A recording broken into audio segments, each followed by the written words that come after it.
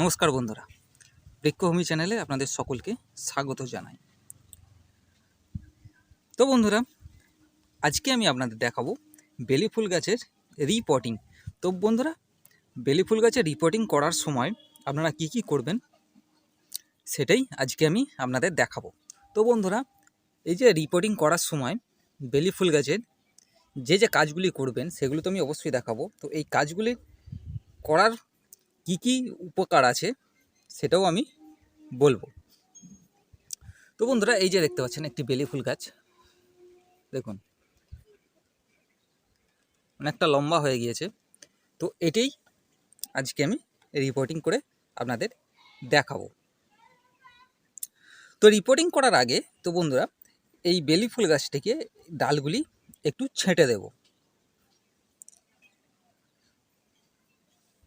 যাতে নতুন করে আরও ডালপালা গজায়, যাতে গাছটি আরও ঝাঁপড়ি গোছের হয়ে যায়। তো বন্ধুরা, এখানে একটা ব্যাপার আছে যে আপনারা এই ডালটি, এই বেলি ফুল গাছের ডাল কতটা ছেঁটে বাদ দেবেন। তো বন্ধুরা, এখানে একটা কথা বলে রাখি, যেহেতু এই বেলি ফুল গাছটি আমি টবে লাগাবো, তাই এই যে গোড়া থেকে 10 থেকে 12 ইঞ্চি মতো রেখে বাকিটা ছেঁটে দেব।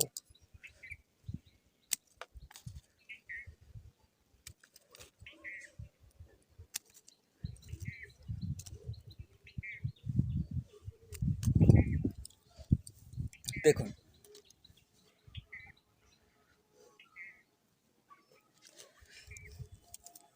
দশ থেকে 12 ইঞ্চি রেখে আমি কিন্তু ডালগুলি ছেঁটে দিলাম। তো বন্ধুরা, আপনারা চাইলে এই ডাল থেকেও আবার চারা তৈরি করে নিতে পারেন। যেমন এই যে এই ডালটি দেখুন, এই ডালটি থেকে কিন্তু আপনারা চারা তৈরি করে নিতে পারেন। তো বন্ধুরা, বেলি ফুল গাছের ডাল থেকে কিভাবে চারা তৈরি করতে হয় সেই ভিডিও অলরেডি আমি এই চ্যানেলে দিয়ে রেখেছি। তো সেই ভিডিওর লিঙ্ক আমি এই ভিডিও ডিসক্রিপশন বক্সে দিয়ে দেব। তো বন্ধুরা, আমাদের ডাল ছাঁটাই হয়ে গেছে, তো এবার এটিকে রিপোর্টিং করার পালা। তো বন্ধুরা, এই বেলি ফুল গাছের রিপোর্টিং করার জন্য আমি নিয়েছি এরকম 10 ইঞ্চির একটি টব। তো এটিতে এই বেলি ফুল গাছের রিপোর্টিং আমি করব। তো বন্ধুরা, প্রথমে এতে মাটি ভরে নেব।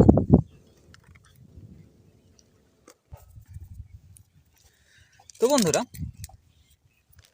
এই কাজটি করার আগে একটি পলিথিন বিছিয়ে নেব, যাতে কোনোভাবে মাটি পড়ে ছাদ দিয়ে নোংরা না হয়।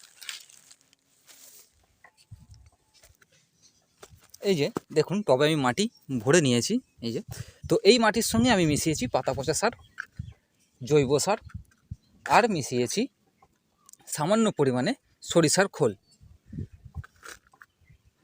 তো সরিষার খোল যেহেতু মাটিতে মিশিয়েছি, তাই মাটিটি আমি সঙ্গে সঙ্গে কিন্তু ব্যবহার করছি না। এই মাটিতে সরিষার খোল দিয়ে কম করে 8 থেকে 10 দিন আমি ফেলে রেখেছিলাম।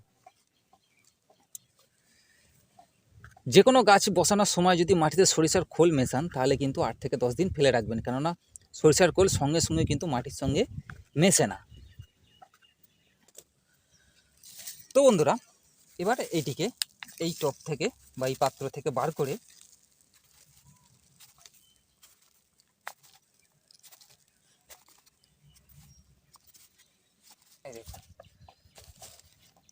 এটি বার করে নিয়েছি।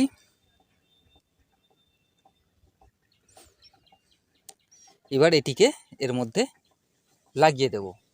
তার আগে এই যে আগাছা হয়ে আছে, এগুলো একটু পরিষ্কার করে দেবো, নাহলে এইগুলো পরবর্তী সময়ে আরও বেশি পরিমাণে বেড়ে যেতে পারে। আর এই যে নিচের দিকে যে শিকড়গুলি আছে, এই শিকড়গুলি কেটে দেব।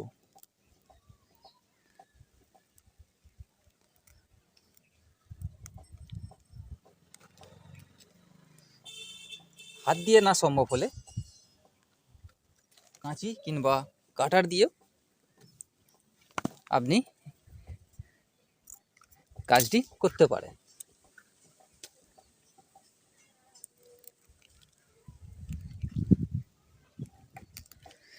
এই নিচের দিকের শিকড়গুলি কেটে দেওয়ার কারণ হচ্ছে গাছটি তাড়াতাড়ি শিকড়টা যাতে টব ভর্তি না হয়ে যায়।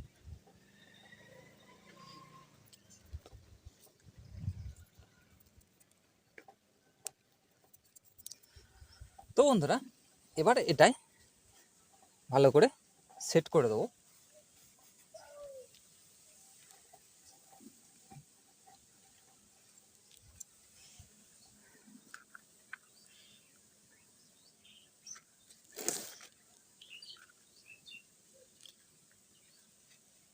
এই দেখুন, এই যে সেট করে দিলাম।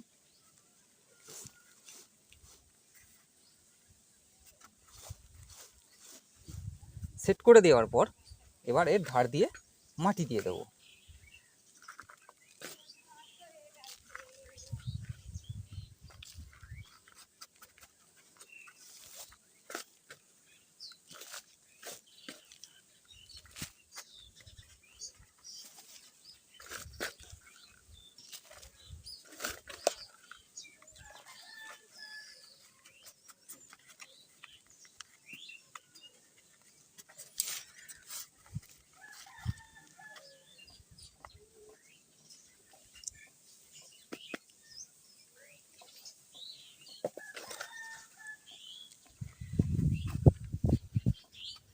তো এই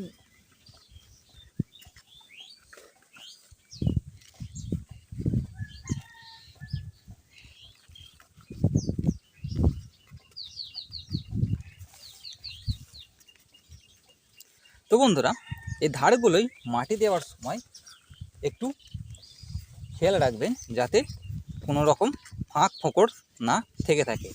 একটু হাত দিয়ে এইভাবে চেপে দেবেন, খুব বেশি দেওয়ার দরকার নেই, হালকা করে চেপে দিলেই হবে। আর কিছুদিনের মধ্যেই শীতকাল শেষ হয়ে যাবে, তো এবার বসন্তের আগমন ঘটবে। তো এই বসন্ত আগমনের আগেই এই আমি রিপোর্টিংটা করে দিলাম, যাতে বসন্তে বেশি পরিমাণে ফুল আমি এই গাছ থেকে পেতে পারি। তো বন্ধুরা, এখন এটা যদি এই ডাল ছাঁটাই করে দিয়ে রিপোর্টিং আপনারা করে দেন, আপনাদের যদি বড় টবে থাকে সেই টবে যদি আপনারা মাটি কিংবা শিকড় যদি ছাঁটাই করে দেন, তাহলে কিন্তু এই সামনের বসন্তে আপনার গাছও কিন্তু ফুলে ভরে উঠবে। রিপোর্টিং হয়ে গেছে, তো এতে এবার জল দিয়ে দেবো।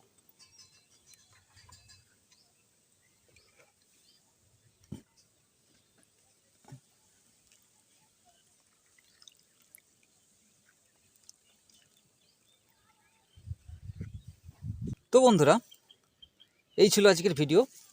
তো বন্ধুরা, এই যে বেলি ফুলের রিপোর্টিংয়ের সমস্ত কিছু বিস্তারিতই আমি আপনাদের বললাম। যদি কোনো কিছু টিপস মিস হয়ে যায় বা মিস হয়ে থেকে থাকে, তো কমেন্ট বক্সে সেটা আপনারা জানাতে পারেন। তো বন্ধুরা, আজ এই পর্যন্তই।